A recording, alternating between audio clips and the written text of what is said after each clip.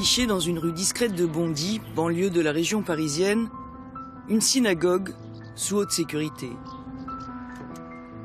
Armand Azoulay, son président, nous y a donné rendez-vous à l'heure de l'office matinal. C'est dimanche, seule une quinzaine de fidèles se sont déplacés. Mais même le samedi, jour de Shabbat et d'affluence, la synagogue n'attire qu'une trentaine de personnes. Armand Azoulay a tout fait pour raviver la vie communautaire. Le lieu de culte est aussi au cœur de la vie sociale des familles juives de la ville. On a fait beaucoup d'investissements sur le caractère général de la synagogue. On l'a rafraîchi. On a fait beaucoup d'activités qui permettaient aux gens de pouvoir revenir. Il fallait aussi rassurer les fidèles face à la montée en puissance des actes antisémites. Des portes blindées, des vitres blindées, des murs blindés, des caméras installées. Pourquoi? C'est qu'il y a une agression. Il y a des opposants au judaïsme. On ne va pas le citer. Il y a des opposants. En une quinzaine d'années, le nombre de familles juives à Bondy est passé de près de 500 à moins de 200. Les motifs de départ sont multiples, mais le dernier en date, c'est la peur. Un matin, j'ai retrouvé ma voiture toute taguée. Sale juif, mais en grand quoi, juif, sur toute ma portière conducteur. La bête immonde est de retour. Pourtant, elle a toujours été là. L'antisémitisme s'est ancré dans l'éducation des enfants de l'immigration. De l'appauvrissement intellectuel à l'apprentissage de l'histoire biaisée sur les réseaux sociaux et YouTube. Plus aucun professeur, plus aucun éducateur ne peut aujourd'hui s'opposer aux dires des antisémites que sont Dieudonné et Soral, sous peine de connaître un déchaînement de violences verbales et parfois physiques. Une résurgence dangereuse, tant elle est depuis peu appuyée par des intellectuels de l'extrême droite, à l'image de Hervé Ryssen, qui fera la couverture de Paris Match, et son Gosra sur VK, le Facebook russe. Repli idéal des nationalistes, des gauchistes et des islamistes. Comme jadis, le juif est le coupable de tous les maux. Comme jadis, le juif est à abattre, et peut-être que tout ira mieux. Dans les 9 premiers mois de l'année 2018, il y a eu une augmentation de 69% des actes antisémites. C'est quoi l'antisémitisme? Être antisémite, c'est être hostile à l'encontre des juifs, simplement parce qu'ils sont juifs. C'est donc ne pas aimer ce peuple et le rejeter. Mais pourquoi cette discrimination? En fait, tout au long de son histoire, le peuple juif a été maltraité et même persécuté. Statistiquement, tous les 50 ans, tous les 70 ans, tous les 100 ans, en tout cas régulièrement, les communautés juives installées dans un pays émigrent, eh bien ce scénario en tout cas se répète. Pourquoi? Parce que cette communauté aujourd'hui est en but à une certaine hostilité de la part d'une très large part de la population. Comment se fait-il donc qu'Akadosh Baruch Hu, il a fait en sorte que les nations et les peuples ils nous haïssent? On a dit que c'est quelque chose qui va contre courant, contre nature. Jusqu'à aujourd'hui, et sans doute jusqu'à la fin des temps, c'est là un phénomène auquel nous devrons faire face. Cette haine-là dépasse apparemment toutes les causes, défie toutes les analyses, et elle est toujours là, elle est constante.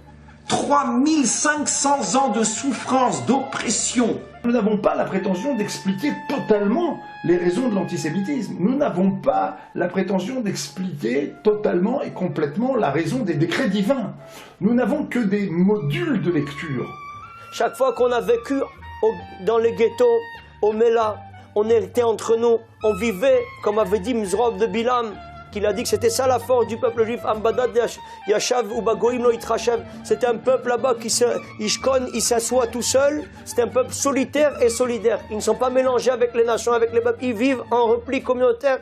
Chaque fois qu'on a vécu en repli, les gens nous ont respectés, nous ont honorés, on était aimés de toutes les nations, de tous les peuples, et on avait là-bas le respect de tout un chacun. La communauté Toche, originaire de Hongrie, a choisi de vivre à Boisbriand en 1963. Elle est aujourd'hui composée de 4 à 5 000 individus selon la municipalité. Elle représente donc un peu moins de 20% de la population totale de Boisbriand, qui est de 26 000 âmes. Mais de l'aveu même de la mairesse, c'est une communauté très peu intégrée. Ils se promènent dans les magasins, on les voit se promener, on les voit, mais ça s'arrête là. Les Toches ont quitté le quartier du Myland à Montréal dans les années 60 pour se réfugier à Boisbriand parce qu'ils rejetaient la trop grande proximité avec les non-juifs. La ville représentait selon eux une menace à l'intégrité morale de leurs enfants. À Boisbriand, leur présence suscite des réactions diverses. Ils vivent isolés, en fin de compte, c'est ça qu'il y a.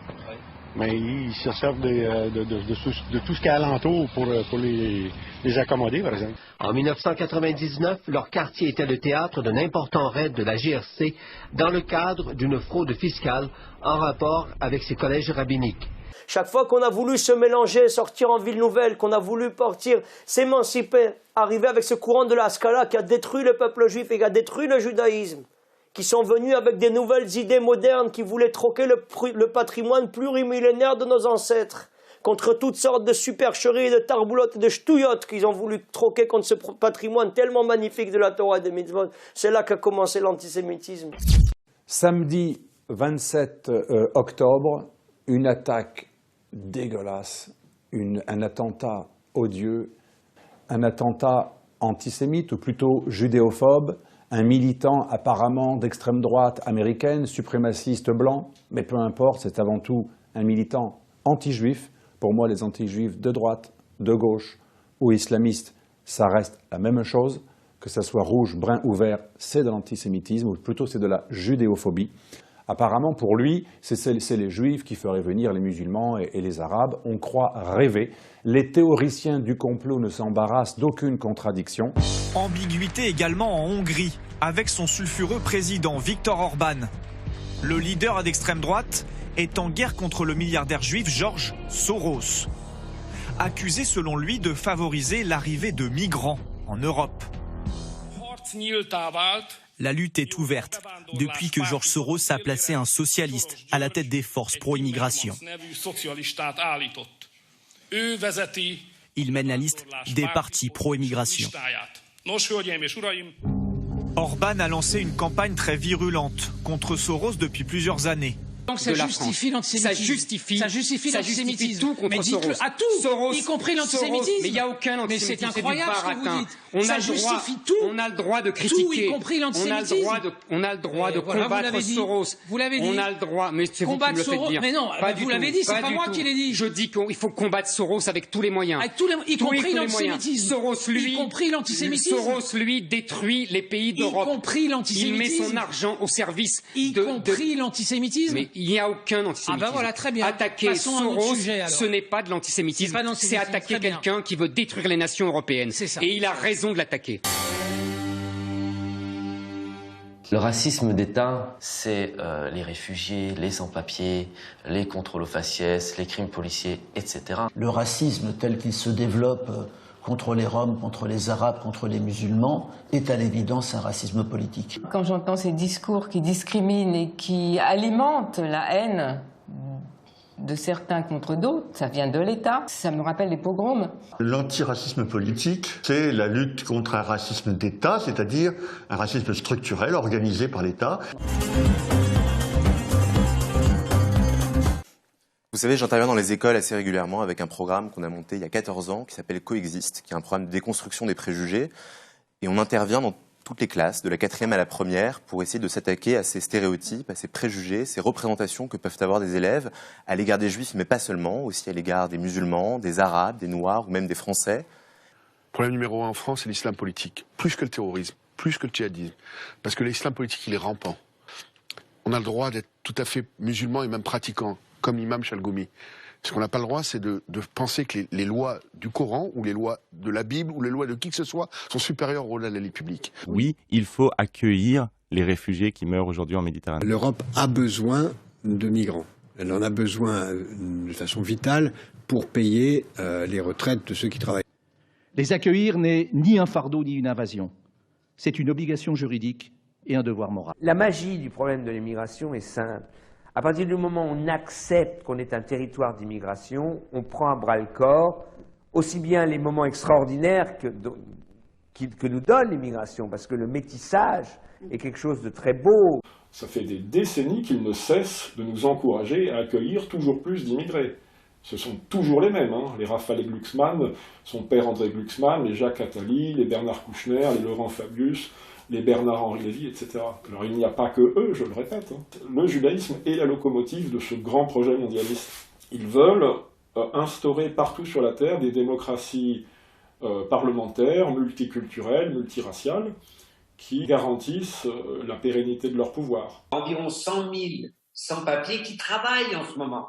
Ils font partie des combattants de la France pour libérer la France du coronavirus. Donc ça serait la moindre des choses d'accélérer leur régularisation. C'est les juifs qui feraient venir les musulmans et les arabes. On croit rêver. Les théoriciens du complot ne s'embarrassent d'aucune contradiction. Donc lorsqu'il s'agit de casser les sociétés occidentales, d'introduire le multiculturalisme, d'introduire la diversité, ils prennent la défense des musulmans. Mais quand il s'agit d'États musulmans, d'États arabes qui menacent l'hégémonie d'Israël au Proche-Orient, là, ils nous invitent, nous les Occidentaux, à faire la guerre à ces États musulmans, à les disloquer, à les réduire en miettes pour préserver l'hégémonie de l'État d'Israël. Ils ne font pas leur guerre eux-mêmes. Arrêter ce dictateur terroriste, fanatique et dingue qu'est Kadhafi. Voilà. Bernard-Henri Lévy. Et j'ajoute que si on n'arrête pas Kadhafi, on n'arrêtera pas Ahmadinejad et on aura un Iran nucléarisé sous. Monsieur Bachar al-Assad ne mériterait pas d'être sur la terre. Le régime syrien doit être abattu et rapidement. Poutine est un néofasciste. Les gens comme Hitler ou comme Poutine, il faut les arrêter tout de suite. Je suis un inconditionnel de la chute de Saddam Hussein. C'est pire parce que Hitler a déjà existé, alors que Saddam Hussein, c'est 50 ans après Hitler. Le maintien au pouvoir de Saddam Hussein, c'est-à-dire la mort lente des Irakiens. Bernard Kouchner se distingue en se prononçant en faveur de l'intervention américaine en Irak en 2003. Remplacer un régime dictatorial et assassin par une démocratie, ça ne peut que faire du bien par où ça passe.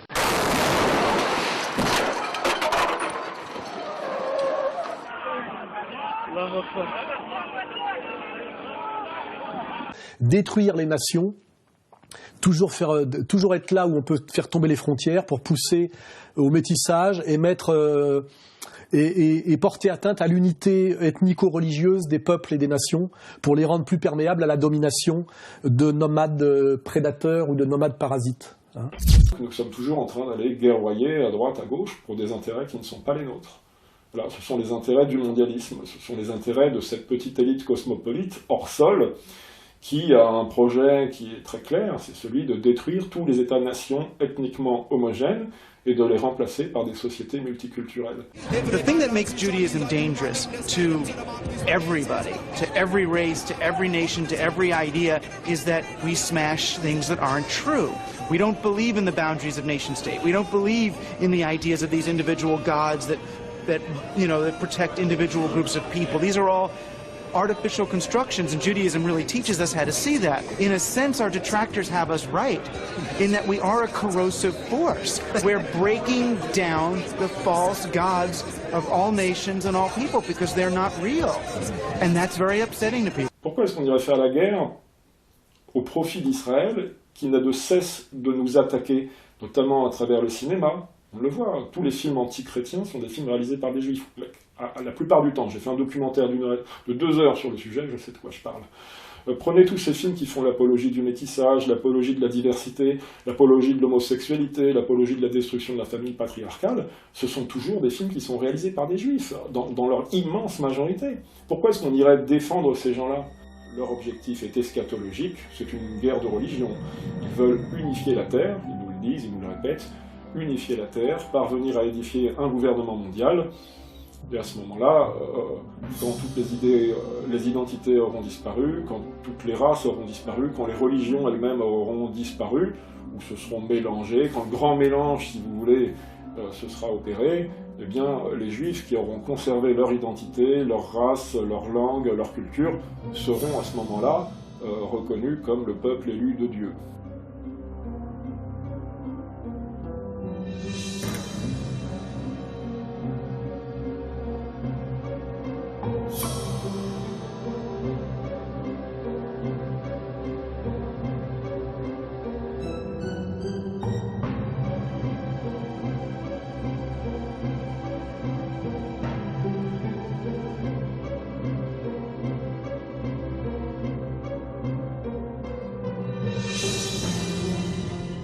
Pour comprendre l'origine de ce mythe, il faut remonter au Moyen-Âge. Accusés d'avoir trahi puis tué le Christ, les Juifs sont périodiquement pris pour cible par la colère populaire. Il leur est interdit de posséder ou de cultiver des terres, de porter des armes, de pratiquer toutes sortes de métiers.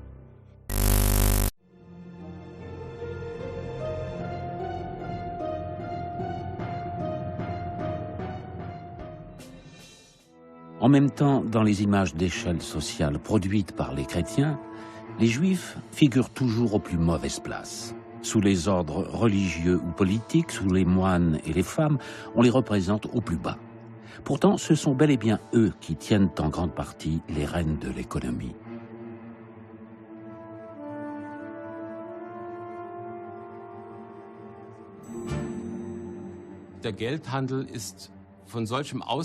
Le commerce de l'argent prend une telle ampleur qu'en examinant les comptes rendus judiciaires de l'époque, où l'on gardait des traces de toutes ces transactions, on se rend compte que pratiquement tout le monde, à un moment ou à un autre, se retrouvait en position de débiteur et se voyait obligé d'emprunter.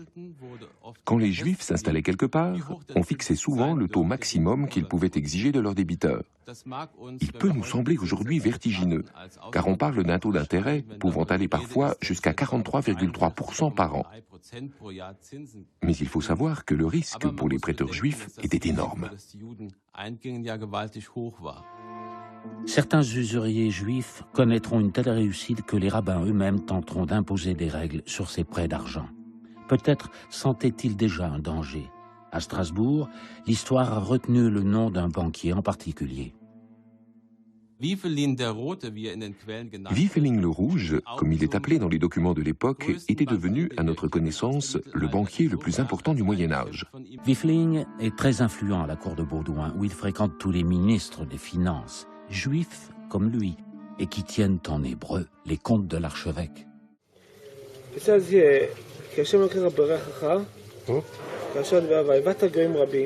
You'll lend to the goyim. Okay, I don't know that word. And you won't borrow. You'll lend them the money. You rule over the goyim. Ils sont sortis d'Égypte, 5 millions de Juifs sortent, mais ils ne sont pas sortis dans la nuit. Ils sont sortis à Botaï au moment où le soleil est au zénith. Ils sont sortis au moment où tout le monde les a vus pour ne pas qu'ils disent si jamais on était réveillés, on les aurait rattrapés. Non. Je te les fais sortir au milieu de la journée, comme ça, la lumière de n'importe quel focus, les gars, ils peuvent le voir. Venez vous mesurer à Kadosh Baruch Hu. Celui qui veut venir contre Dieu, qu'il essaie de les rattraper. Mitzraïm, Metzarim, la chaîne Metzarim, c'est les doubles étroitesses. Personne ne s'est jamais échappé. C'est plus qu'Alcatraz. C'est une prison la plus surveillée du monde. Pas un seul prisonnier s'est échappé en 210 années d'esclavage. Et ici, à Rabotaï, ce jour-là, 5 millions de personnes sont parties. Ils ne sont pas partis une main devant, une main derrière.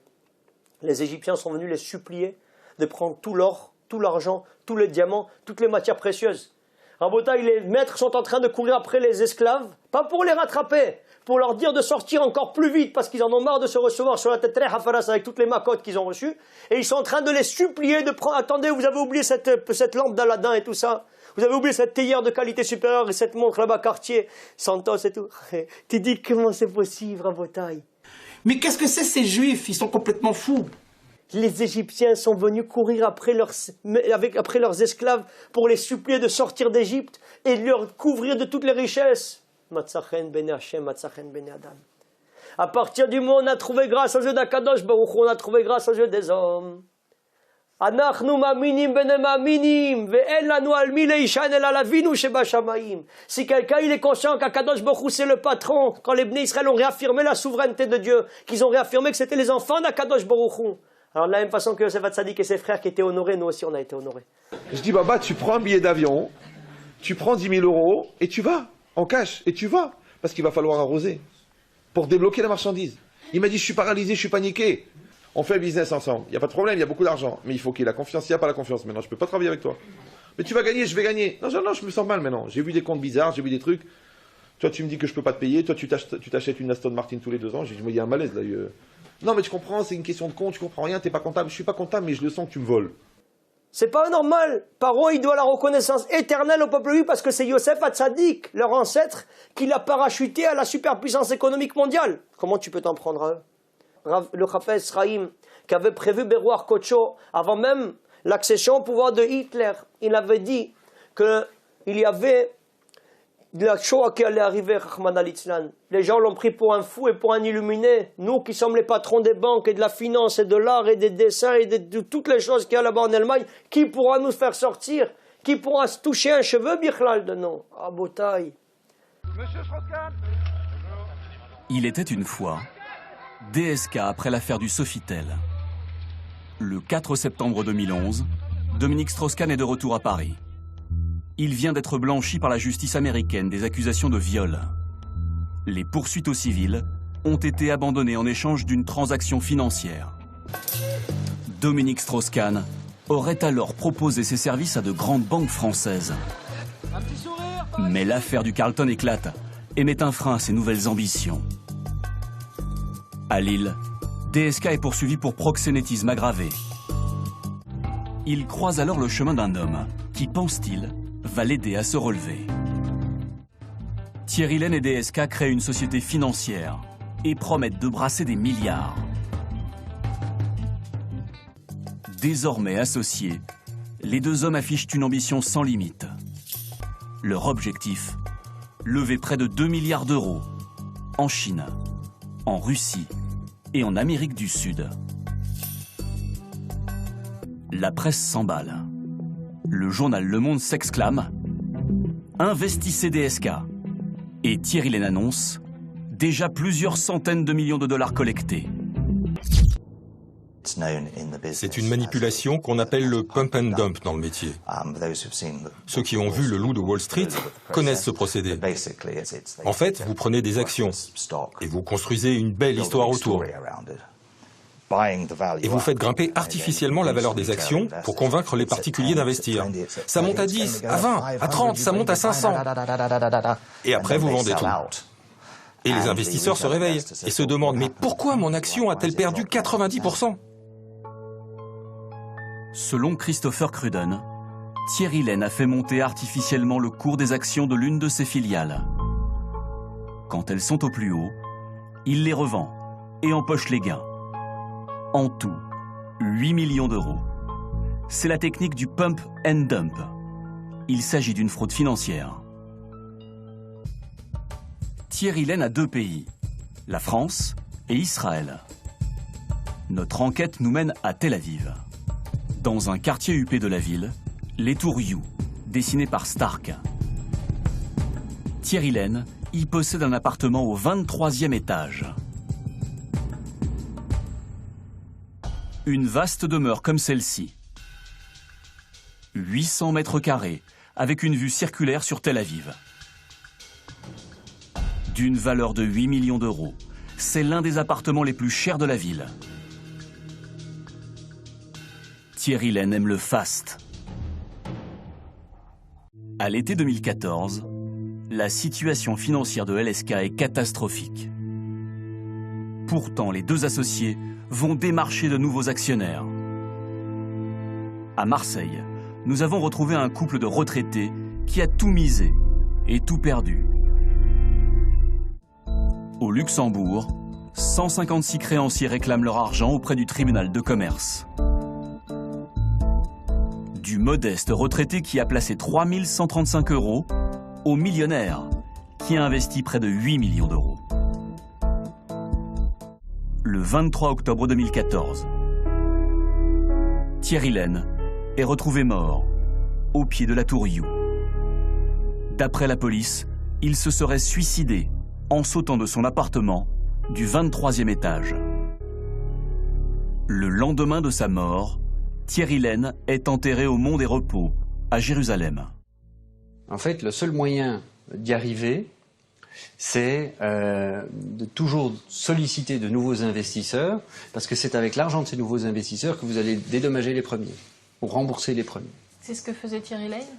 À tout le moins, c'est ce qui semble être le cas, oui. C'est le système qu'on a connu avec Madoff. Un financier propose à des clients d'investir leur argent dans un placement au rendement soi-disant très attractif. En réalité, il garde l'argent pour lui. Et pour payer les intérêts de ses clients, il attire de nouveaux investisseurs. Le jour où les clients demandent à récupérer leur mise en même temps, tout le système s'écroule.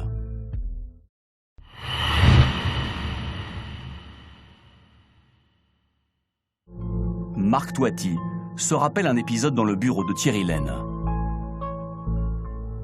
Par hasard, j'ai vu effectivement une personne bizarre dans son bureau un jour qui a voulu me présenter. Donc un mec très extravagant, bref, donc je connaissais pas cette personne qui a priori est en train de signer des papiers avec Thierry, etc. J'ai fait une recherche sur internet ensuite pour voir qui c'était et là je me suis dit je pouvais pas rester quoi. Cet homme, c'est Marco Mouli.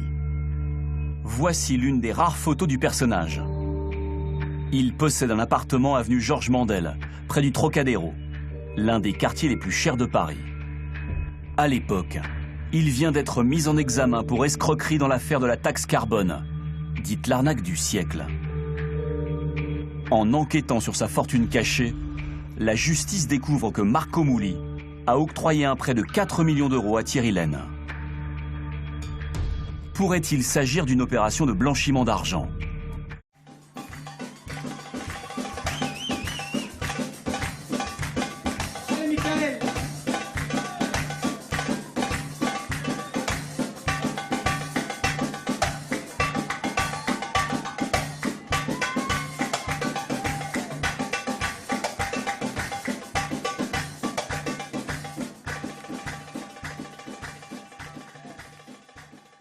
C'est une arnaque invisible, certains diraient géniale, qui a coûté 5 milliards d'euros aux États de l'Union européenne. L'escroquerie est liée à la taxe carbone qui permet, vous le savez, aux entreprises d'acheter et de vendre des droits à polluer. On est dans la grande criminalité organisée. C'est-à-dire que les phénomènes passent par des multiples sociétés écrans. C'est ce qui implique que le processus ait pris un certain temps pour mettre fin à cette fraude. En France, une quinzaine d'instructions sont en cours. Elles regroupent une centaine de prévenus. Mais beaucoup ont déjà quitté le pays. Plusieurs familles marseillaises impliquées dans l'arnaque ont par exemple été vues à Herzliya, une banlieue chic de Tel Aviv. Nous avons pu approcher l'un de ces nouveaux nababs du CO2. Il se cache aujourd'hui sur la Côte d'Azur. Vous avez fait combien? J'ai dû faire peut-être 150 millions. On peut acheter des bijoux pour sa femme, pour sa sœur, pour ça. Peu importe, une montre, on peut en acheter 10, 15. Et des voyages en jet privé, des suites dans les plus grands hôtels du monde. Il n'y a plus de limite. Peu importe, ils vont prendre 100 000, 200 000, 300 000 euros. Le mec, c'est ce qu'il gagnait en une heure. La grande vie, quoi. La vie de prince. 5 milliards d'euros à l'échelle de l'Europe, et c'est une estimation basse.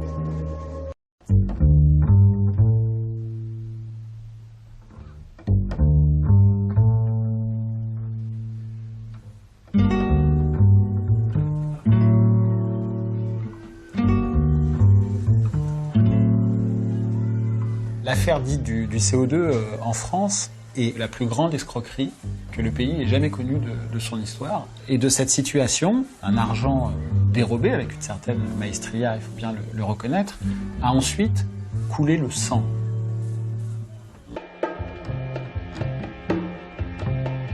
אפשר לראות, אם מאוד רוצים, את ארנו מימרן כסוג של קורבן של האישיות שלו. הוא אהב לשחק פוקר עם חברים טיפה מפוקפקים, טיפה גבוליים, שיהיה לו כיף להגיד שהוא לא מתרועע רק עם אנשי כספים משעממים ועם פוליטיקאים, אלא גם יש לו חברים ממש מעולם הפה. Il y a peut-être un événement qui résume assez bien le personnage de ce point de vue-là, c'est la bar mitzvah de son fils. Il y a à peu près 1000 invités. Le carton d'invitation pour les invités, c'est un iPad. Arnaud Mimran a envoyé un iPad à 1000 personnes comme carton d'invitation. Et quand vous ouvriez comme ça l'iPad, il y avait « vous êtes invité à la bar mitzvah ». ואז אתה שומע שבבר מצווה מגיע פף דדי, מגיע אייקון, מלא אנשים.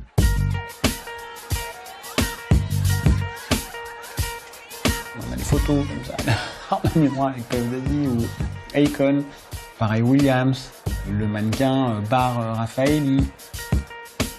Cette bar mitzvah dont on dit qu'elle a coûté 5 millions d'euros.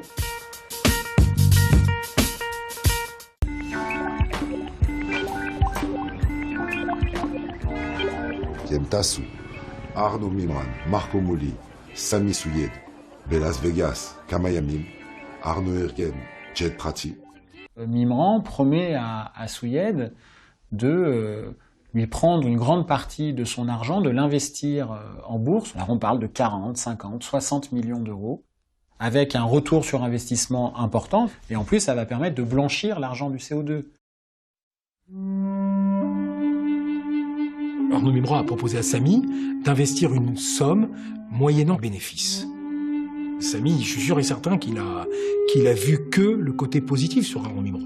Ça fait presque 7 ans que l'instruction est ouverte sur Souilled. Il n'y avait rien dans le dossier, il y a longtemps que ça aurait été clôturé. Le problème, c'est qu'on n'a aucun élément matériel sur l'affaire, sur la scène de crime. Donc c'est très compliqué, surtout avec le type d'individu qu'on est amené à entendre, qui mentent comme ils respirent. Et puis dès qu'ils sentent que c'est trop chaud, ils partent justement en Israël, où ils sont tous planqués. Donc c'est vrai que c'est pas un dossier facile. Dreams are bad, our heads are mad. I love the girl, but God only knows it's getting hard to see the sun coming through. Israël est devenu une plaque tournante d'une criminalité en col blanc qui a beaucoup d'argent, énormément d'argent.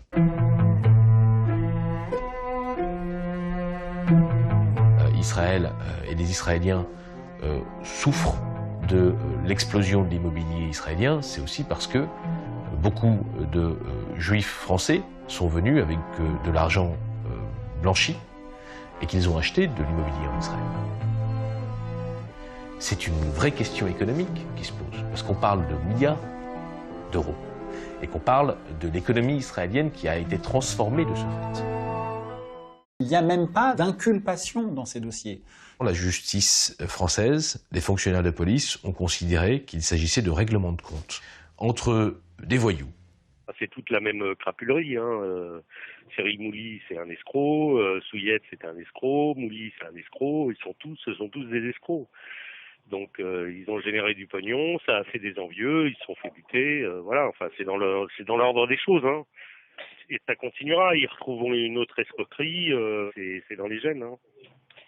Le procès du casse du siècle, nouvel épisode devant le tribunal correctionnel de Paris aujourd'hui. Plusieurs prévenus qui comparaissent pour leur responsabilité présumée dans la fameuse arnaque dite du CO2. La spécificité de la religion des prévenus est mise en évidence et d'ailleurs ces prévenus sont qualifiés par les policiers, par les enquêteurs et par la justice de franco-israéliens et la présence d'Israël est derrière. On a l'impression qu'ils ont une base arrière de repli et qu'une fois qu'ils sont là-bas, c'est très difficile de les en extraire.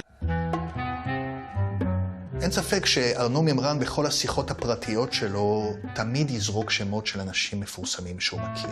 אז אמר פטריק ברואל, אני משחק איתו פוקר. הדוגמנית הזאת גרה אצלי בבית, וכך הלאה וכך הלאה. ואחד הכוכבים הנוצצים שבהם ארנו מימרן מתהדר, גם בשיחות פרטיות ולבסוף גם מול חוקרי המשטרה, זה ראש ממשלת ישראל, בנימין נתניהו. וארנו מימרן בעצם הכיר את נתניהו בזכות מאיר חביב. מאיר חביב הכיר ביניהם, ומפה נוסדה הידידות העמוקה הזאת.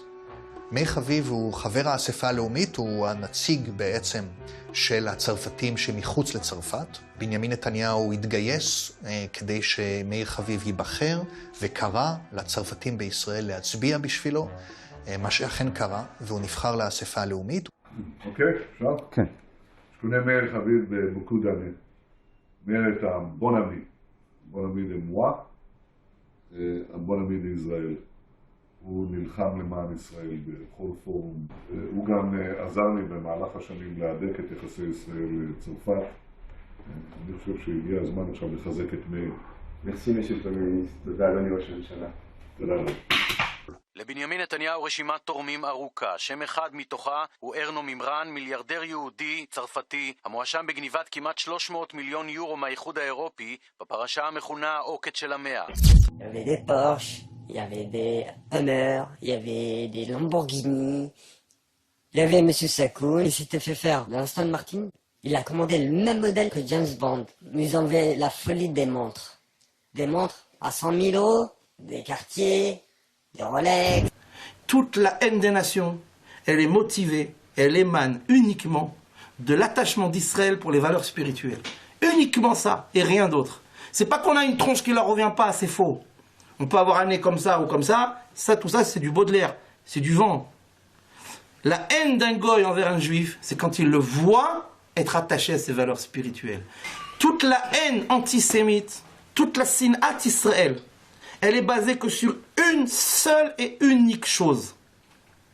Notre attachement au spirituel. Ils ne peuvent pas le supporter.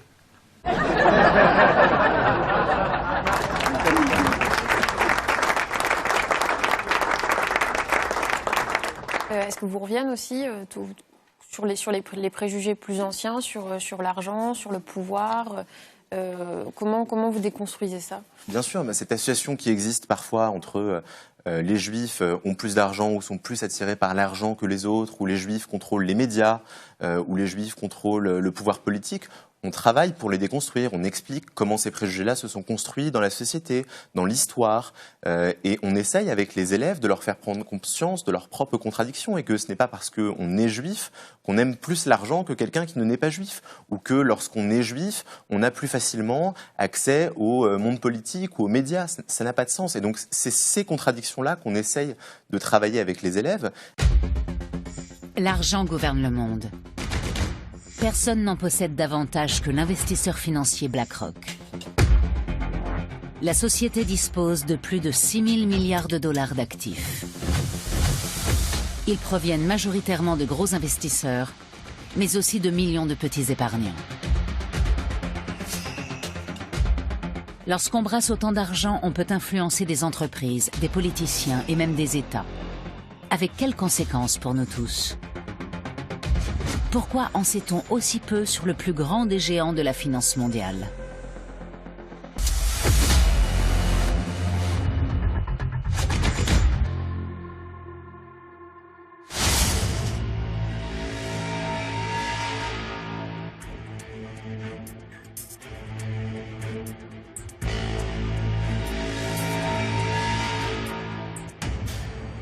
Le siège de BlackRock, le plus grand investisseur financier du monde, se trouve sur la 52e rue à New York, en plein cœur de Manhattan.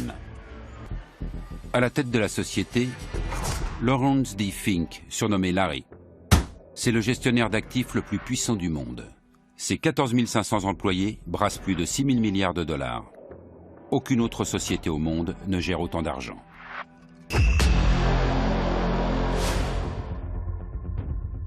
BlackRock est actionnaire de milliers de sociétés. Apple, Microsoft, Facebook, Shell. L'entreprise a placé ses fonds partout. En Allemagne, BlackRock est un gros actionnaire dans les 30 plus grandes entreprises du DAX. Il en va de même en France, où la multinationale possède de larges parts dans les sociétés du CAC 40 comme Airbus, Renault ou L'Oréal. L'association des Juifs et de l'argent nourrit le fantasme que les Juifs dominent le monde ou qu'ils conspirent en secret pour s'en assurer le contrôle. C'est cette croyance qui est à la base du mythe du complot juif mondial.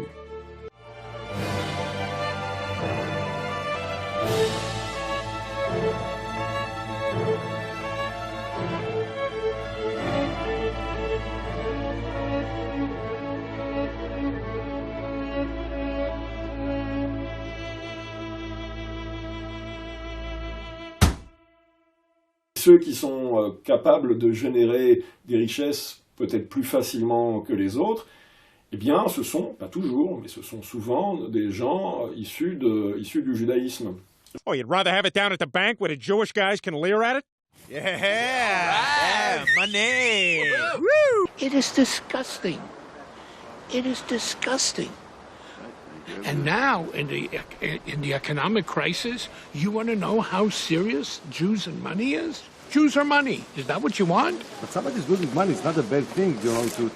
You know what? We're in Auschwitz. Those are the things that paved the stones to lead to Auschwitz. Because if Jews have money, you can get rid of the Jews, you can get their money. Au XIXe siècle, avec l'avènement du capitalisme industriel, les Juifs commencent à être accusés d'être des agents du capitalisme. Pourtant, à cette époque, les masses juives constituent dans la majeure partie de l'Europe un prolétariat ouvrier de conditions très modestes. Alors certains diront effectivement que l'un des grands leviers de l'antisémitisme, surtout dans la période moderne, est le fait que les Juifs ont été associés à tort ou à raison au communisme ou à la gauche. C'est notamment ce qui a la participation, par exemple, des Juifs dans une grande proportion à la révolution russe, n'est-ce pas ?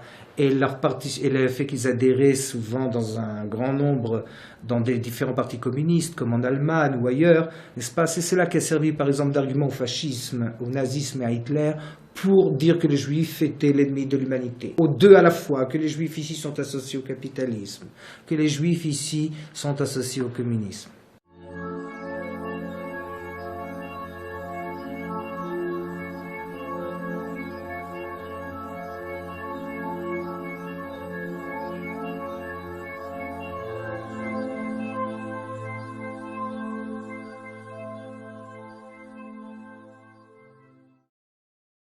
אבל הדברים כתובים כאן במיינקאמפ. זה הספר יצא רק לאחרונה, התירו לתרגם מיינקאמפ בעברית, זה היה אסור כל השנים.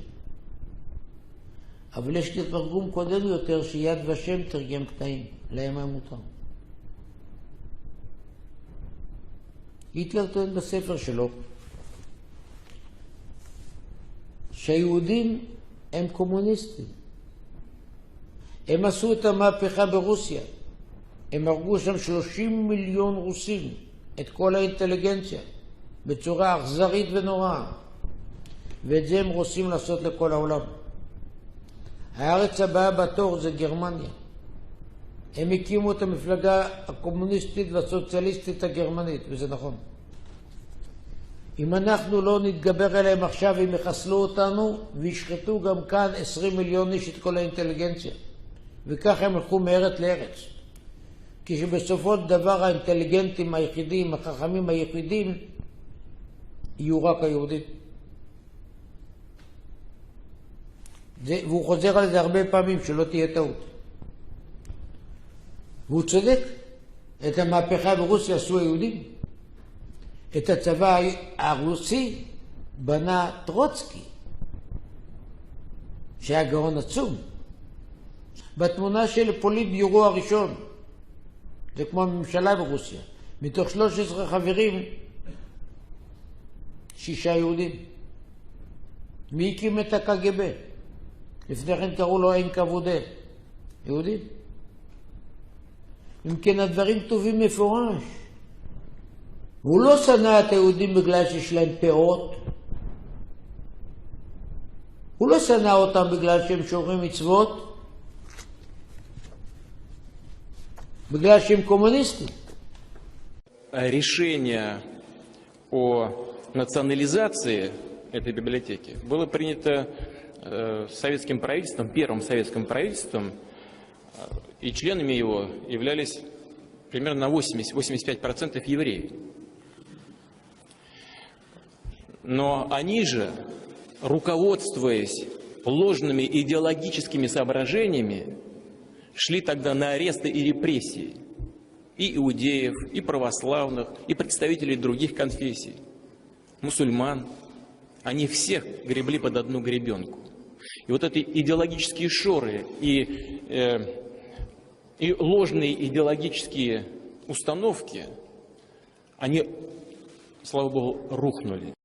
Les révolutions communistes ont été faites essentiellement par des juifs, que ça soit en Russie, que ça soit en Hongrie, que ça soit en Allemagne ou que ça soit en France. Donc les bourgeois, les gens qui aiment l'ordre, le judéo-bolchevisme n'est pas né comme ça. Vous voyez. Donc c'est une vieille... Et je remonte, il y a un autre chapitre dont on ne parle jamais, sur les Rothschild. C'est-à-dire que je montre comment les Rothschild ont financé les guerres contre Napoléon, et ensuite le James Rothschild est devenu une espèce de deuil de Londres sur la France.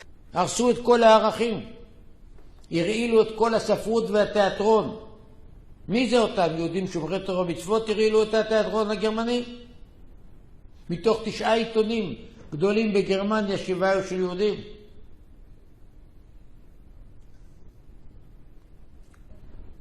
וגנר סך הכל אמר מה שכתוב בתורה.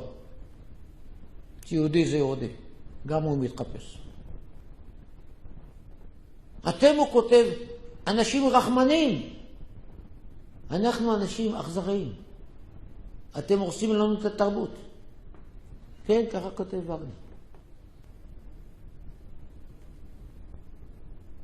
אז תבינו שהדברים לא קרו סתם. לא במקרה היו. התראות לא חסרו.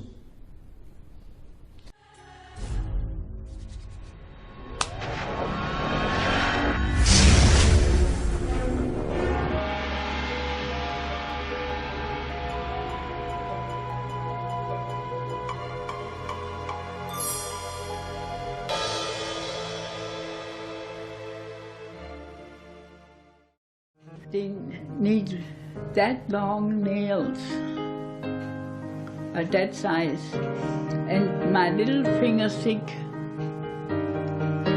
And then they nailed it in my head. That was hurting like crazy. I was screaming, and I was going in a coma. And then I finally come out, and there was that nail in there. Nobody could approach that place in Majdanek because apparently they would kill the infants and make lampshades out of baby skins or soap of baby fat. I showed a pit in Auschwitz where they made soap from people. They throw in people and took the fat and made soap for the German military. Boiling water. Big pools. RIF meant rein Jüdisch fat. Pure Jewish fat. Still, the manager, the Oberscharführer, gave me a piece of soap and said, "Hast ein Stückchen Judenseife?" Made out of Jewish fat. They would get the skin off the people, and they were making lampshades out of them. And these lampshades were in the building there. I didn't have a chance to get into the building at the time, but my nurse did, with other nurses, and they had witnessed about 4 or 5 lampshades that were made out of the top of it was made out of the skin of men with tattoos on it for them to give. And one was, in particular, was made for Gary. And they said, taking us to the showers. Taken to the showers. We're looking up with the doors closed, and there's a clean cement floor. We are 5 girls, and everybody is so quiet. And I say quietly, I says, "You know, no water is going to come out of here." And they look at me. After a while, the doors open and we are out. Nothing happened. There was a mechanical failure and it didn't discharge the gas.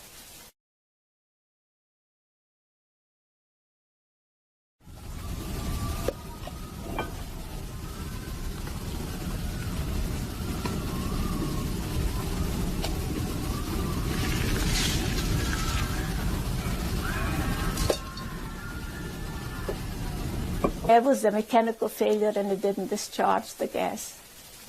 The biggest problem in Auschwitz was a typhus epidemic. And not only the prisoners died, several guards died of Auschwitz, of typhus. The civilian workers who were working in Auschwitz were protesting about it. They didn't want to work in Auschwitz anymore because so many of them were affected with typhus. An insecticide, Zyklon B, was used in Auschwitz against the lice which carry typhus. This promotional film was made by the Nazis in 1938. Blausäure, die ja äußerst giftig ist, eignet sich zur Schädlingsbekämpfung ganz besonders. Hier ihre einfachste Anwendungsart. Man lässt sie von porösen Gipswürfeln aufsaugen, die dann in gewöhnlichen Blechbüchsen gasdicht verschlossen werden.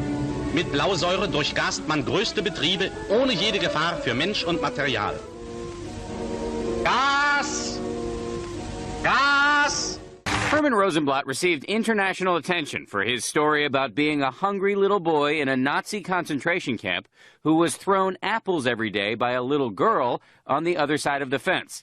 Years later, according to the story, Rosenblatt met that same girl on a blind date in New York City, and he proposed on the spot. I used to come by every day, bring the apple, have in my jacket and a piece of bread, and he used to say, "I'll see you tomorrow." The story landed Herman and Roma Rosenblatt on Oprah twice and in newspapers all over the world. They also got a book and movie deal. But the story wasn't true. Why did you do it? Why did you tell such a big lie to so many people for so long? It wasn't a lie. It was my imagination. And in my imagination, in my mind, I believed it. Even now I believe it, that she was there and she threw the apple to me. How can you say it wasn't a lie? It wasn't true, and you know it's not true. Yes, it's not true. But in my imagination, it was true. Rosenblatt says he made the story up to give people hope and to promote understanding about the Holocaust. But members of his own family say his real motivation was money. Herman and Roma Rosenblatt told their false story publicly for more than a decade, but it all fell apart about 6 weeks ago after Holocaust scholars proved that it was physically impossible for prisoners to approach the fence at the concentration camp where Herman was kept, and that Roma's family was actually more than 200 miles away at the time. Rosenblatt is remarkably unrepentant about his years of lying. I pronounce my love for you forever. When you look at that, does it make you uncomfortable at all? No. You think that was the right thing to do? Yeah. And while you were up on the stage there in front of all those people, in the back of your mind, were you not thinking, no, I'm not telling the truth here? No. Let me ask you just quickly about I didn't hear you say you agreed to this. Do we agree to that? Our interview was frequently interrupted by this man, Harris Solomon, who says he is planning to produce a fictionalized movie account of Rosenblatt's story, despite complaints from critics. If you look on Holocaust Denier websites right now, they're using it as we speak as an example of why you shouldn't believe Holocaust survivors. Right. And those Holocaust Denier websites would perpetuate some other story if it wasn't Herman Rosenblatt. Rosenblatt says he wants people to know that he did what he did with good intentions. So if you had to do it over again, would you tell the same story? Yeah. You would? Yes. Rosenblatt does say that he's sorry, but he's only sorry, he says, that people took the story, quote, the wrong way. His book deal for a nonfiction memoir fell through a couple of weeks ago because of this controversy, but a fictionalized book may come out this summer, and the movie version is supposed to start shooting this summer as well in Eastern Europe, Diane, and they say they're going to carry on despite the criticism. I simply don't know what to say. I mean, it's his imagination, but he knows it's not true. He says he made up a fantasy world, and he was living in that fantasy world. Good heavens. Okay, thank you, Dan. Pleasure. Nein, zwingen Sie mich nicht zu wählen. Ich kann nicht wählen. Ich schicke Sie beide darüber. Ich kann nicht wählen. Nehmen Sie beide Kinder weg. Ja, Sie ist nicht! Los! Nehmen Sie meine Kleine! Los! Nehmen Sie meine Kleine! Nehmen Sie das Mädchen! Nehmen Sie das Mädchen!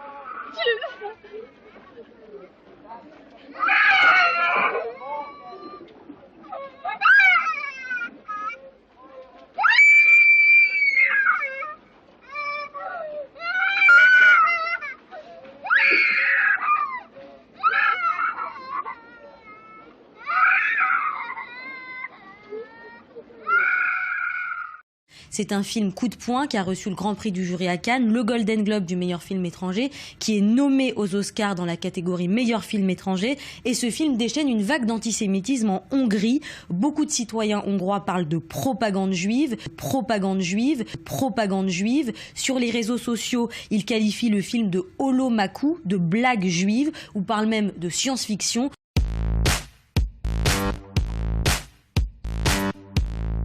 You know, after like few weeks, they take you to the showers. To the showers, they give you a small bar of soap when you enter, and you go to the showers. In the ceiling, you know, they were, you know, sometimes it was water coming through, sometimes it was gas. So now we were entering this knowing, because sometimes we will die, sometimes we will come back alive. And before entering, no towels or anything, they will give you a bar of soap. In this bar of soap, there were 3 initials in German that I forgot how to pronounce in German, but it means pure Jewish fat into the soap. It meant that they were making the soap out of the corpse of the living. They make those soaps. They were making out of the corpse of the living many things. They will make, you know, that parchment to make that to the lampshades. They will make, you know, purses for them For the skin of the dead people, they will make beautiful skins, you know, like purses for the Germans. They will make anything. And then the flesh, you know, they were sometimes, you know, when they burn, if they were not burned, they will use it for to make sausages and to make, you know, polony that they were giving us at night.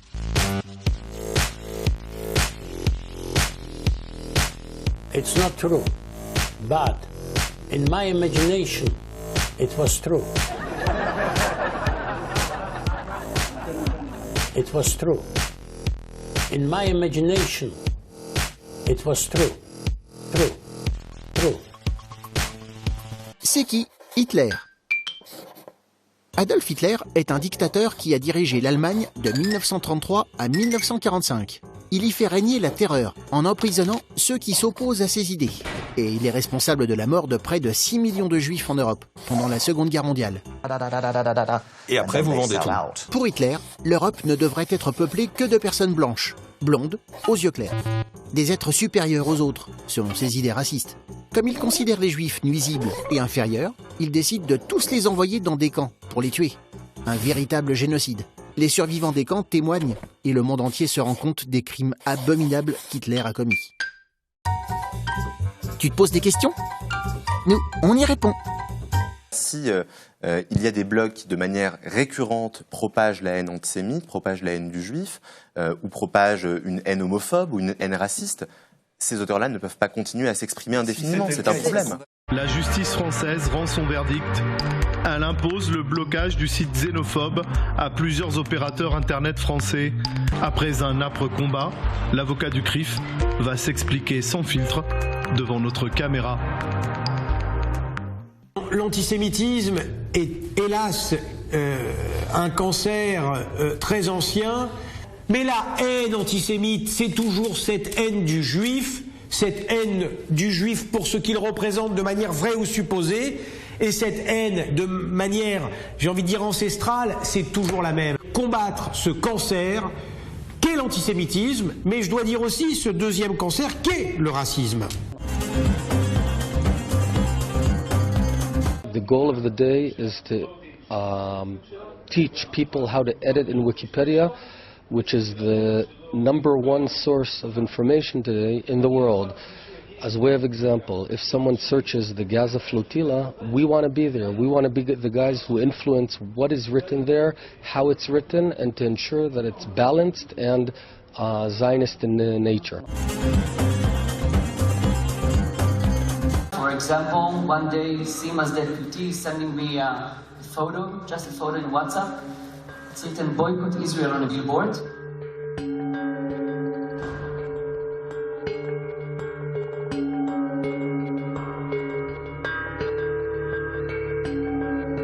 In a few hours, our systems and analysts could find the exact organization, people, and even their names where they live. We gave it back to the ministry. I have no idea what they did with this. But in fact, 3 days later, there were no billboards. C'est vraiment un énorme malentendu. Je suis vraiment, moi, désolé, j'ai l'impression d'avoir fait une énorme connerie. Je ne suis pas négationniste, je ne suis pas antisémite. C'était un choc, sans doute le plus grand choc pour l'humanité.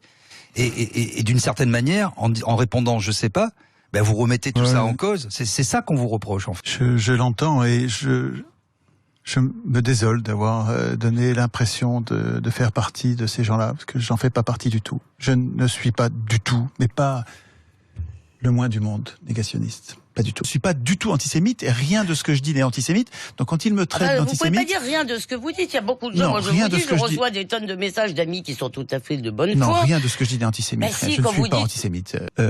Je ne suis pas négationniste. Les chambres à gaz ont existé. Ça ne fait pas l'ombre d'un doute et c'est une indignation. C'est révoltant. Non, mais la Shoah aussi, évidemment, et c'est répugnant, c'est scandaleux.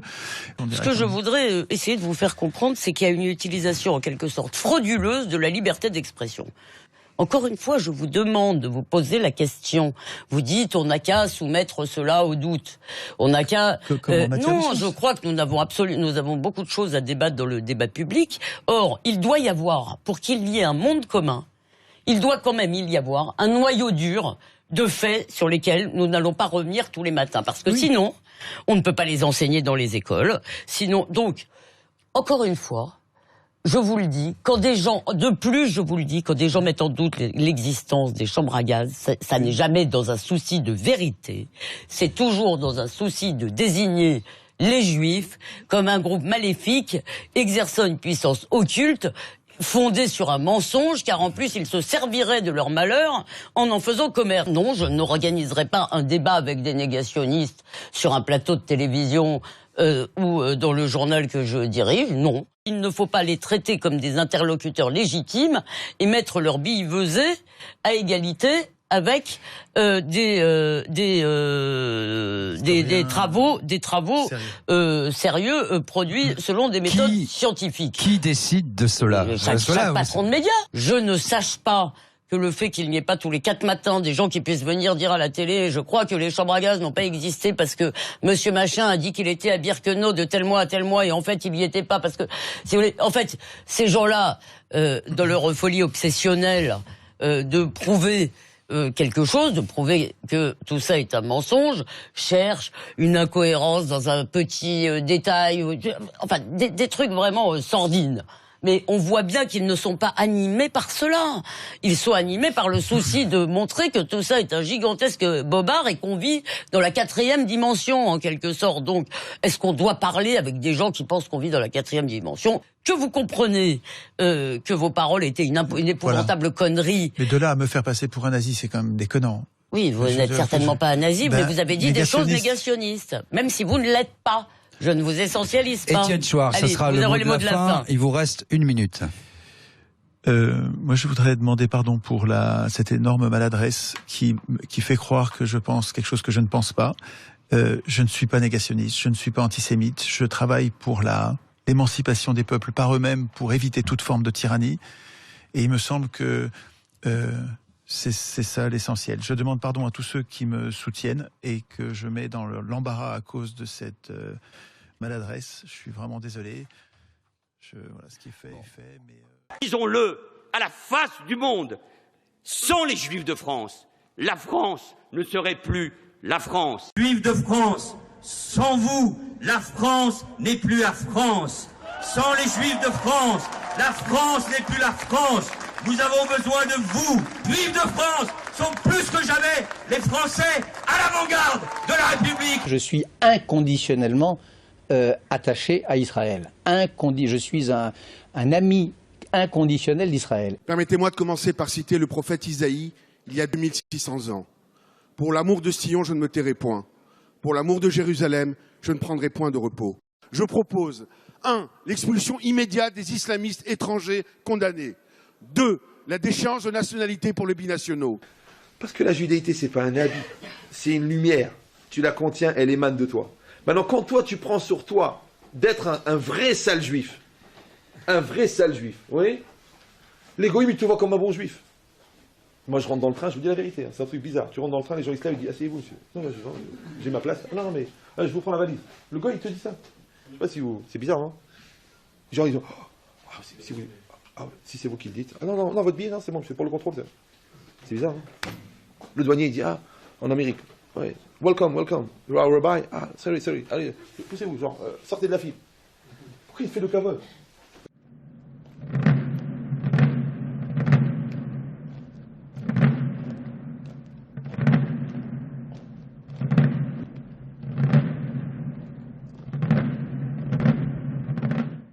Pour celui qui était né, Jean-Daniel Ben Saïd à Blida, ce fut un arrachement de défendre l'indépendance de l'Algérie. De l'audace, Jean-Daniel n'en manqua jamais. Lui qui dénonça très tôt la torture en Algérie, du manifeste des 343 pour le droit à l'avortement, à l'urgence de la question environnementale, du droit des homosexuels aux droits des femmes, de la lutte contre le racisme, au soutien à l'abolition de la peine de mort, de la critique de l'intervention américaine au Vietnam, à la défense de l'idée européenne, le nouvel observateur fut ainsi de tous les combats, de toutes les conquêtes, de tous les progrès.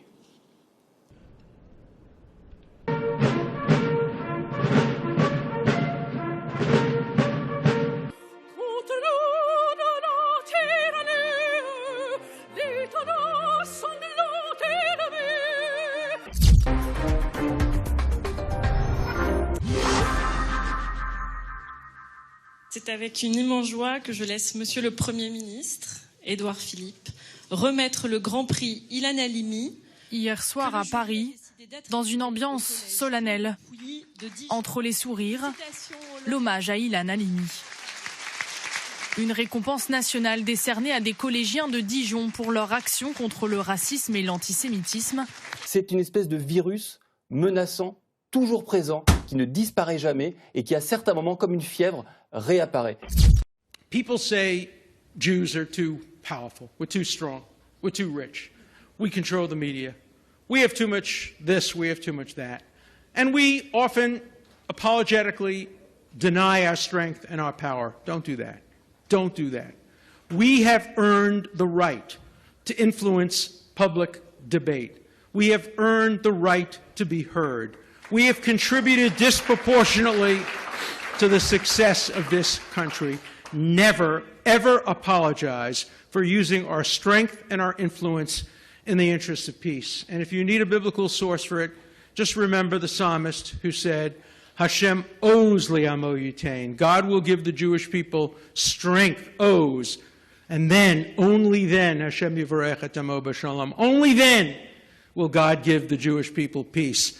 Peace will come for the Jewish people and the Jewish nation only through strength. Never apologize for using your strength for peace. Thank you. Hashem Yitbarach nous a choisis parmi toutes les nations et on est les ambassadeurs de Dieu, on est les représentants d'Akadosh Baruch Hu dans ce monde. On n'a personne sur qui reposer si ce n'est Melech Malchei Amlachim, le maître de l'univers. Nous ne vivons pas par rapport aux doigts de l'anthropologie et de la sociologie. Nous n'allons pas avec les sciences humaines, nous allons avec les sciences qui sont surhumaines.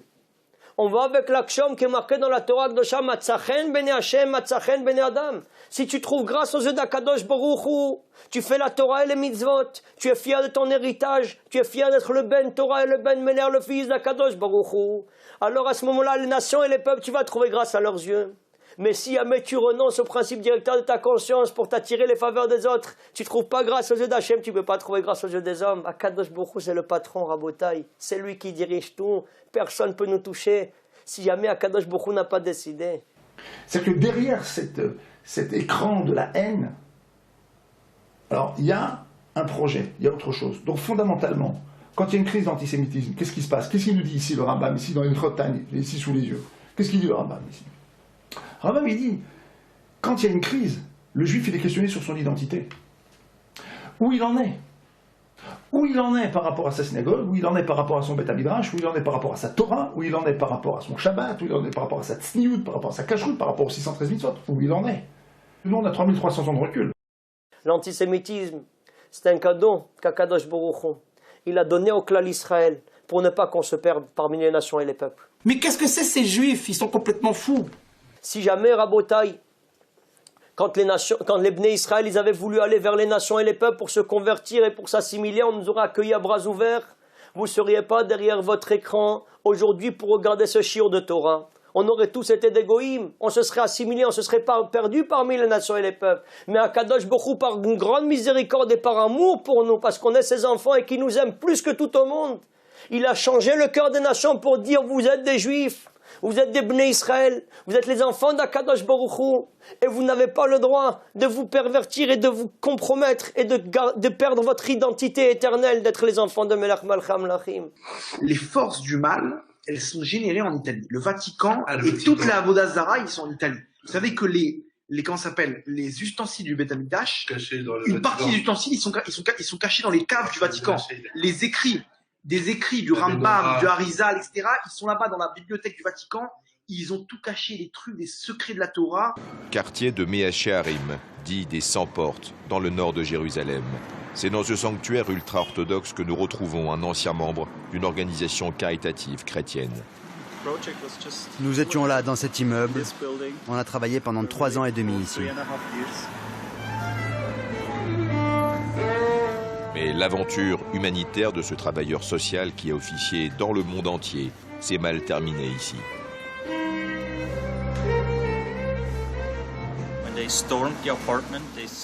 Quand ils ont attaqué le bureau, ils ont tout jeté par les fenêtres. Ils étaient 1000 à 1500. C'était comme une marée noire dans la rue. On a vraiment cru qu'ils étaient prêts à nous tuer. Vous voyez, le lendemain, cette pierre a été déposée et cela signifie pas de chrétiens ici. Ce n'était pas notre intention de les convertir au catholicisme ou autre. Nous voulions simplement montrer nos bonnes intentions. Ils ont pris ça pour une provocation et finalement, ils nous ont attaqués. Ça peut paraître calme maintenant, mais je peux vous dire d'expérience que cela peut dégénérer très rapidement. Ils peuvent aller très loin.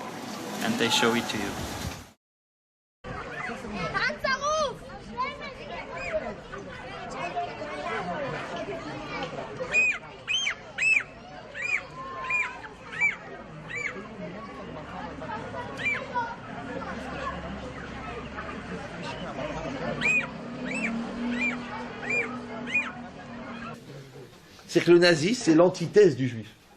Quand le juif, il se conduit comme un nazi, ouais, le nazi se conduit comme un juif. Vous voulez la preuve? C'est qu'est-ce qu'ils ont dit les nazis?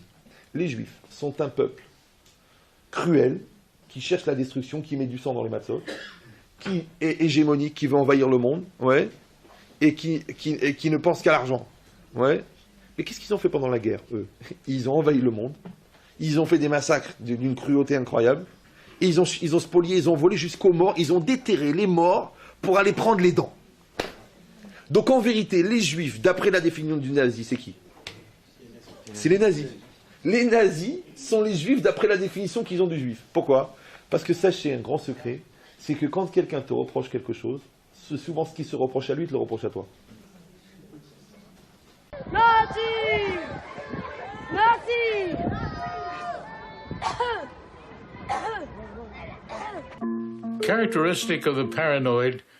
La projection, un comportement qui consiste à attribuer aux autres ses propres pulsions malignes et néfastes, est très courant chez les paranoïaques.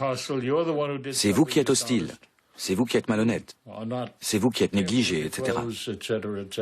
Sigmund Freud, il disait que l'antisémitisme a pour racine la peur de la castration. Et il ajoutait, dans une de ses notes de bas de page, que la hargne, la morgne contre les femmes n'a pas d'autre racine et relève du même territoire mental.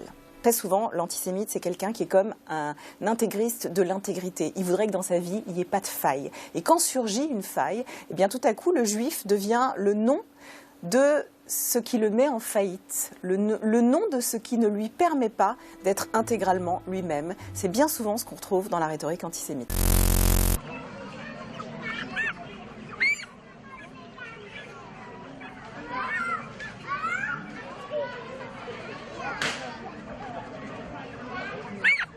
Je mets au défi quiconque de dire ce que ça veut dire d'être juif.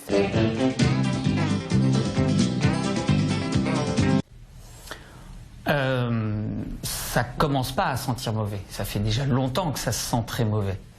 On ne peut pas nier que dans certains cas, les auteurs de ces actes sont des déséquilibrés, qui ont des problèmes psychologiques, psychiatriques, qui peuvent être malades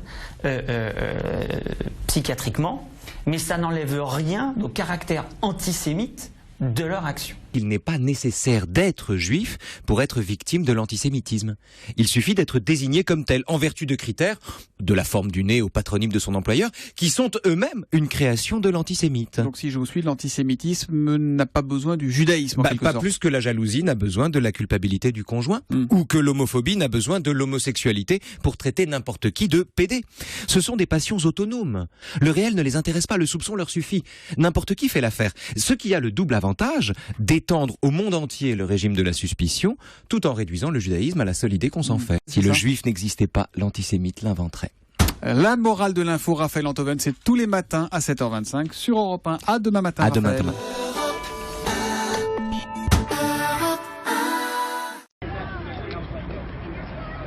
Can I see your side?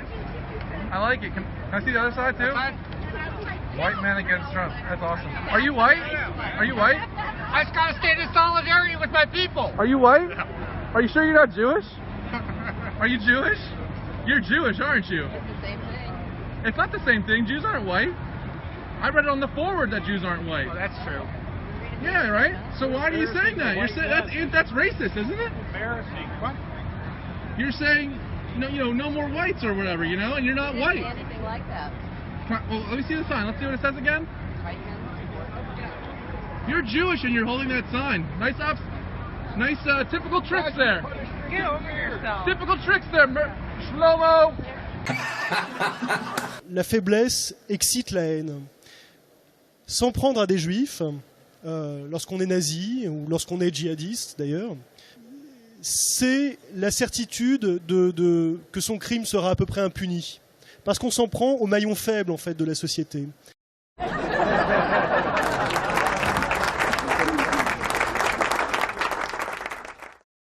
L'antisémitisme est un délit qui doit être puni, combattu par la loi. L'antisionisme, c'est une opinion. Mais surtout, le problème, c'est que le mot n'a aucun sens pour 99,99% des Français. Donc c'est un débat qu'on peut avoir entre nous. Mais ce que je souhaite, ce que j'appelle de mes vœux, c'est que chaque citoyen, quelle que soit sa couleur de peau, sa religion, son opinion politique, se mobilise contre l'antisémitisme. Parce que ce qui vise les Juifs vise la France. Il ne s'agit pas d'un problème qui concerne les Juifs. Et ça, c'est malheureusement quelque chose qu'on a trop souvent oublié. On nous parle de liberté d'expression, je suis très attachée à la liberté d'expression. Mais la liberté d'expression, elle est encadrée par le droit. Vous n'avez pas le droit de relayer des propos antisémites, négationnistes, homophobes, sexistes, anti-musulmans. Donc je crois que les gilets jaunes qui dénoncent des migrants, ceux qui font des pancartes antisémites et néo-nazis, ceux qui profèrent des injures contre les couples de même sexe, je crois que eux, effectivement, sont une foule haineuse qui doit être condamnée et leur place n'est pas dans le débat public, leur place est devant un juge.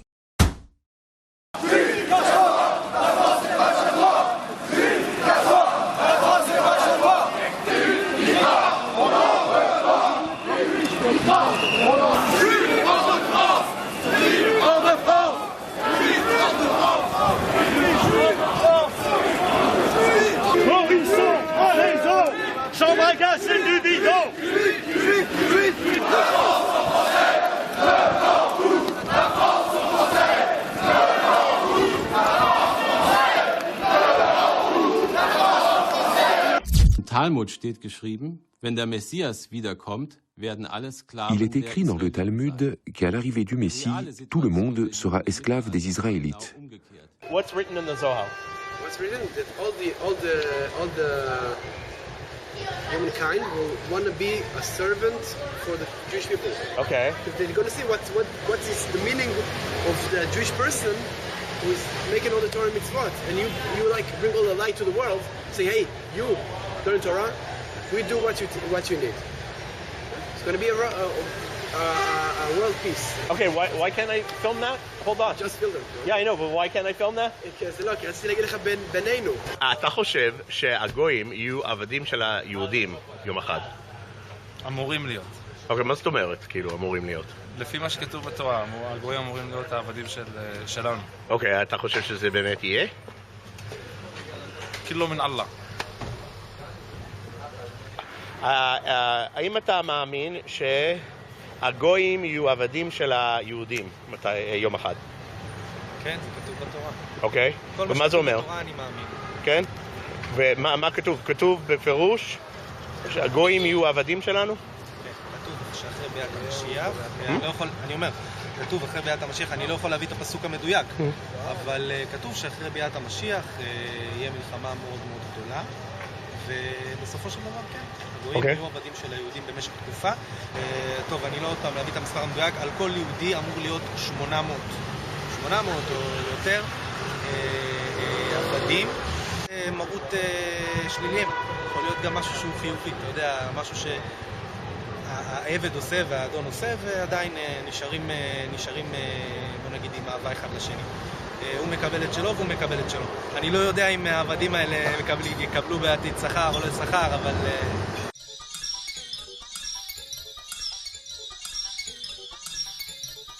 D'après tous nos rabbinim, d'après tous nos maîtres, d'après le Gaon de Vilna, d'après le Or HaChaim HaKadosh, c'était en 1753, d'après le Chida, le Rav Chida, et tous ceux qui les ont suivis, tous les Acharonim, c'est-à-dire les commentateurs, les rabbinim qui ont suivi depuis les 200 dernières années, on est rentré dans la période dite de Ikveta de Meshicha.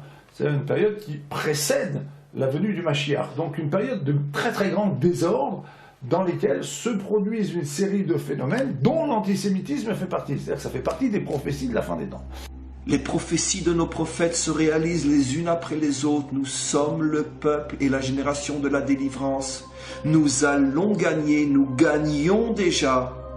Et c'est la raison pour laquelle les nations se réveillent et la haine contre nous ne cesse de se renforcer parce qu'ils sentent que nous allons enfin réussir après des millions de tentatives de nous faire disparaître. Nous leur échappons et nous réussirons. Samour limot HaMashiach, juste avant que Mashiach se dévoile, Dever Gadol Ba Laolam, une grande épidémie vient au monde. C'est écrit. On sait que les sages nous ont déjà dit que la venue du Mashiach sera comme un accouchement. On va, Bezrat Hashem, essayer de voir comment provoquer le plus vite possible la venue du Mashiach. Comment on peut faire pour essayer que ça dure le moins longtemps possible. Et que cet accouchement, on ait le plaisir d'avoir notre bébé dans les mains. On attend ça depuis la création du monde. On est en train de vivre une naissance. Ça fait mal, la femme elle hurle, mais elle ne se plaint pas parce qu'elle sait qu'il y a un sens, que dans quelques secondes, le petit bébé il va sortir tout beau, tout mignon. Ma femme, elle m'a dit, et toutes les femmes le savent, on passe d'un enfer à un paradis. Le bonheur qu'il y a quand l'enfant est sorti, c'est inimaginable. Déluge de Déver, c'est écrit là-bas. Déver, c'est une épidémie. C'est une autre façon de dire épidémie. Dans le monde. Pourquoi? Pour exterminer tous les Ovdei Avodah Zara, c'est écrit. Noir sur blanc, il y a déjà plus de 2000 ans. Tout est écrit. Et c'est en train de se réaliser un jour après l'autre. Un jour après l'autre. Un jour après l'autre. Mais on n'est pas seul, Dieu est avec nous. Et Dieu nous envoie ce message. Pourquoi ça a été écrit ça il y a 1800 ans? Pourquoi pour raconter des histoires? Pour nous! Pour que je puisse faire secours aujourd'hui et annoncer, regardez, c'est marqué, il y a mission de Mashiach, il arrive. Ça y est, Samour, juste avant qu'il vienne. Le temps du chant est arrivé. Le temps de la royauté du mal qui disparaît, la royauté du bien, de Dieu qui se dévoile. On y est, Bezrat Hashem. On est en train de vivre un accouchement, l'accouchement du bien, l'accouchement de la royauté de Dieu dans le monde. Mais on en a rêvé, on a prié ça 3 fois par jour, dans toutes les tfilotes, depuis 3000 ans, depuis qu'on a, on va dire 2000 ans, depuis qu'Ezra Sofer il a instauré les tfilotes. 3 fois par jour, on demande à Hachem, je t'en supplie, fais venir la Géoula, je t'en supplie, fais venir la Géoula, je t'en supplie, fais venir Mashiach, je t'en supplie, fais venir la Géoula, reconstruis ton temple, je t'en supplie, je t'en supplie. On y est. On y est. Si c'est pas la fin, c'est proche de la fin, mais ça y est. On y est. On est de la génération qui va recevoir le Mashiach. C'est extraordinaire à dire. Je me crois pas moi-même. C'est extraordinaire à dire. Ce n'est pas mauvais. Ce n'est pas mauvais. Je vois des gens qui me disent qu'ils ont commencé à faire Shabbat. Ils ne le faisaient pas juste à cause d'une semaine de coronavirus. Ok, c'est par la peur. Mais ça commence par la peur. Avant que Mashiach vienne, Amalek doit disparaître. On dit que c'est l'Iran. On est en train de vivre cela. Le mois de Hadar, où on doit vivre la fin de Amalek. Depuis, c'est écrit qu'au mois de Nissan, c'est dans 9 jours maintenant. Au mois de Nissan, on a été sauvés. Au mois de Nissan, on va être sauvés. Au mois de Nissan, Mashiach vient. C'est ça mon message d'espérance. Wow, c'était déjà écrit il y a 2000 ans qu'il va nous délivrer, qu'il y aura une Magéfa pour tuer les Avdei Kochavim, pour tuer seulement ceux qui veulent pas de lui. Quand la royauté Corona, couronne, vous faites le lien comme vous voulez, la royauté de Dieu, la royauté divine sera élevée au-dessus de la royauté des nations. Corona, Corona, Corona, Corona,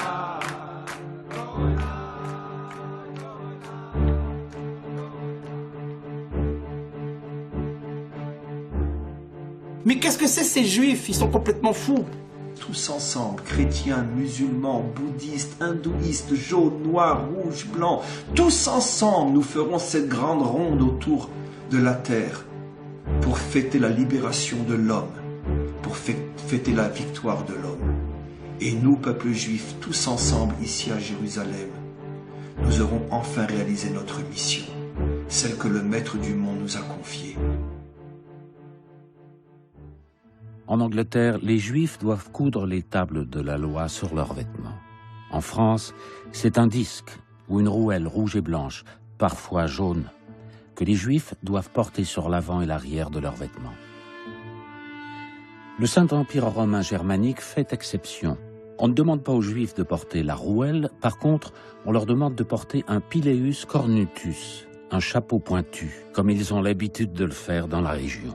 Ce Judenhut, ce chapeau très particulier, rend le juif très visible dans la société. Il est reconnaissable très facilement pour sa religion, mais aussi pour sa fonction, prêteur d'argent. Et cette visibilité le met parfois en danger.